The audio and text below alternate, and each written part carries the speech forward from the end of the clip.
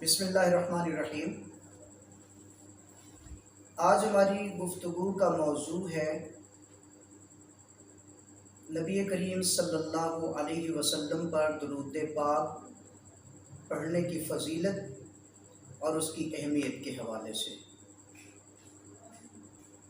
اور دوسرا اس میں جو اہم نکتہ ہے وہ یہ ہے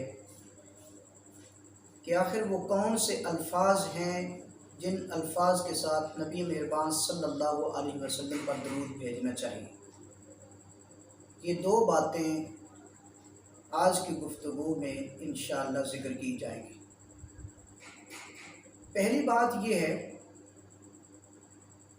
کہ خود اگر نبی کریم صلی اللہ علیہ وسلم کی ایک حدیث مبارکہ کو پیش نظر رکھا جائے تو اس میں ہمیں درود پاک پڑھنے کی فضیلت کے 3 درجات ملتے ہیں۔ پہلا درجہ یہ ہے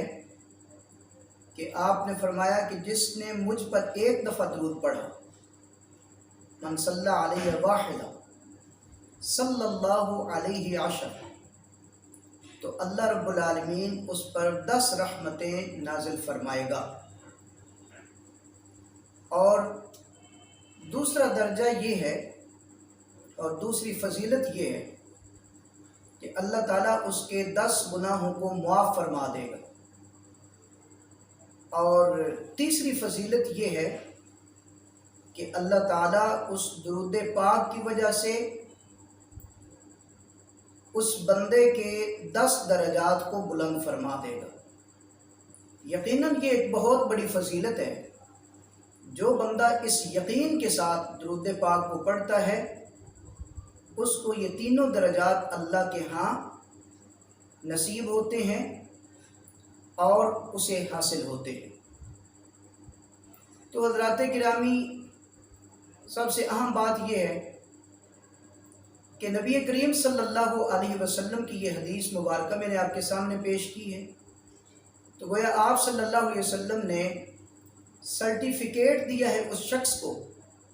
جو آپ صلی اللہ علیہ وسلم پر یہ درود پڑھتا ہے۔ لہذا ہمیں بکثرت درود پاک کو پڑھنا چاہیے۔ پھر ایک اور انعام جو قیامت کے دن اس بندے کے لیے موجود ہے اور اللہ کے ہاں موجود ہے، اللہ تعالیٰ اس کو عطا فرمائے گا، وہ یہ ہے کہ آپ صلی اللہ علیہ وسلم نے فرمایا کہ لوگوں میں سے سب سے زیادہ قریب قیامت کے دن وہ ہوگا جو مجھ پر سب سے زیادہ درود پڑھنے والا ہوگا۔ تو لہذا نبی کریم صلی اللہ علیہ وسلم پر بکثرت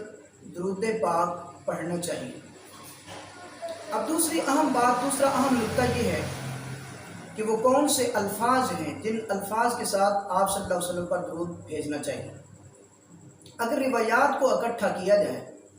تو اس میں 17 سے 19 روایات بنتی ہیں کہ جس میں آپ صلی اللہ علیہ وسلم نے درود پاک کے الفاظ کا ذکر فرمایا ہے۔ اس میں تھوڑے بہت اختلافات کے ساتھ جو الفاظ منقول ہیں، اس میں اگر دیکھا جائے تو سب سے معتبر روایات میں منقول یہ درود پاک ہے جو ہم عام طور پر نماز میں پڑھتے ہیں۔ وہ درود پاک ہے اللہم صلی علی محمد وعلی آل محمد کما صلیت علی ابراہیم وعلی آل ابراہیم انک حمید مجید، اللہم بارک علی محمد وعلی آل محمد کما بارکت علی ابراہیم وعلی آل ابراہیم انک حمید مجید۔ تو یہ درود پاک جو نبی کریم صلی اللہ علیہ وسلم نے اپنے صحابہ کرام کو سکھلایا، کیونکہ صحابہ کرام نے پوچھا کہ اللہ کے نبی صلی اللہ علیہ وسلم ہم آپ پر اور آپ کے اہل بیت پر درود کس طرح سے بھیجیں؟ تو آپ صلی اللہ علیہ وسلم نے انہی الفاظ کے ساتھ ان کو یہ درود پاک کے الفاظ سکھائے ہیں کہ آپ یہ الفاظ پڑھا کریں مجھ پر درود بھیجتے ہوئے۔ ایک شخص کو آپ صلی اللہ علیہ وسلم نے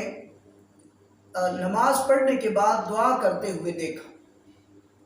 اور اس نے دعا میں درود پاک کو نہیں پڑھا، تو آپ صلی اللہ علیہ وسلم نے اس کا مشاہدہ فرمایا، اس کو آبزرو کیا اور اس کے بعد یہ فرمایا کہ عجل، اس شخص نے جلدی کی ہے۔ پھر آپ صلی اللہ علیہ وسلم نے اس کو بلایا، جب وہ قریب آیا تو آپ اسے کہنے لگے کہ جب تم میں سے کوئی بھی مجھ پر درود بھیجے تو ان الفاظ کے ساتھ درود بھیجا کرے۔ وہ پھر الفاظ آپ صلی اللہ علیہ وسلم نے اس کو سکھلائے، اور پھر ساتھ یہ فرمایا کہ دعا کا جو طریقہ ہے وہ یہ ہے کہ جب تم میں سے کوئی نماز پڑھے اور دعا کرنے لگے تو دعا میں سب سے پہلے اللہ کی حمد و ثنا کو بیان کرے، اور اس کے بعد ثم یصلی علی النبی، پھر نبی صلی اللہ علیہ وسلم پر درود پاک بھیجے، ثم لیدعو بما شاء، پھر اس کے بعد جو بھی مانگنا چاہتا ہے اپنے اللہ سے وہ مانگے۔ تو یہ درود پاک ہے جو احادیث میں منقول ہے، اور تھوڑے بہت اختلاف کے ساتھ معتبر روایات میں انہی الفاظ کو نقل کیا گیا ہے، جن کو ہم عام طور پر درود ابراہیمی کہتے ہیں۔ لہذا آپ صلی اللہ علیہ وسلم پر ایک تو بکثرت درود پڑھنا چاہیے، دوسری بات یہ ہے کہ انہی الفاظ کے ساتھ پڑھنا چاہیے جو آپ صلی اللہ علیہ وسلم نے اپنے صحابہ اور اپنی امت کو سکھلائے ہیں۔ اللہ ہمیں اسی بات پر عمل کرنے کی توفیق عطا فرمائے۔